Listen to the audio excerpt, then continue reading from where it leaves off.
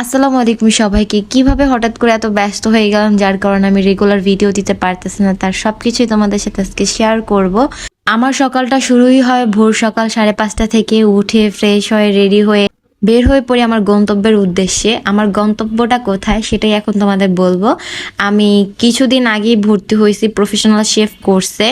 আমাদের class time হইতেছে সকাল 9:30 থেকে। অ্যাজ এ ক্লাস ক্যাপ্টেন আমার একটু আগেই যাওয়া লাগে, আর আমার বাসা যেহেতু সেই টঙ্গী, এজন্য আমার খুব ভোরবেলা উঠে রেডি হয়ে বাসা থেকে একটু আর্লি বের হতে হয়।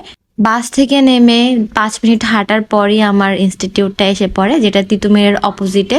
ওই দিন সকাল হলো, রোদ আর গরম প্রচুর পরিমাণে ছিল, তাই ভাবলাম আগে উপরে যেয়ে ক্লাসে যে একটু এসির বাতাস খেয়ে তারপর আমি ড্রেস চেঞ্জ করতে চলে যাব। দেখো এত সকালে আসছি, কেউই আসে নাই।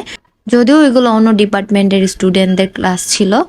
যার ছবি তোমরা দেখতে পাইতেছো ইনি হইতেছে আমাদের ডিপার্টমেন্টের হেড জাহিদা ম্যাম। উনি খুবই ভালো একজন মানুষ, আমাদের খুব ভালোভাবে পড়ায়।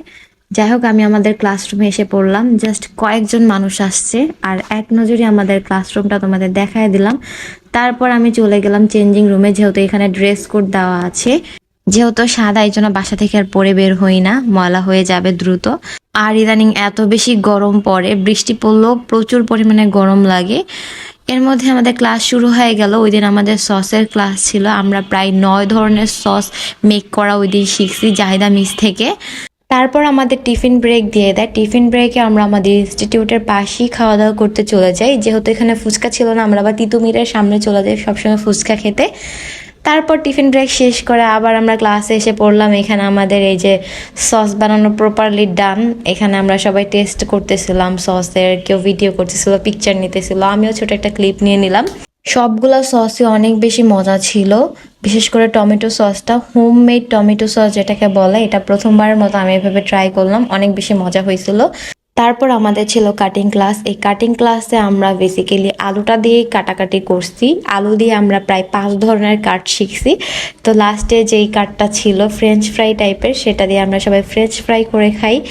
আর এখন বলি আমার এত ব্যস্ত হওয়ার কারণ হচ্ছে এখান থেকে ক্লাস করে যেতে যেতে বাসায় আমার প্রায় মাঝে মাঝে সন্ধ্যা হয়, আবার বিকালে যাই। তো এত জার্নি করে বাসায় যেয়ে না ভিডিও মেক করে এডিট করে আপলোড দেওয়ার না সময়টা আমি পাই না, কিংবা এনার্জিও পাই না। যাই হোক, নতুন নতুন ক্লাস শুরু হয়েছে, এর জন্য মেবি ধীরে ধীরে গুছায় নিয়ে আমি আবার রেগুলার হয়ে যাব। সবাই আমার জন্য দোয়া করো। ভালো থাকো, সুস্থ থাকো, বাই বাই।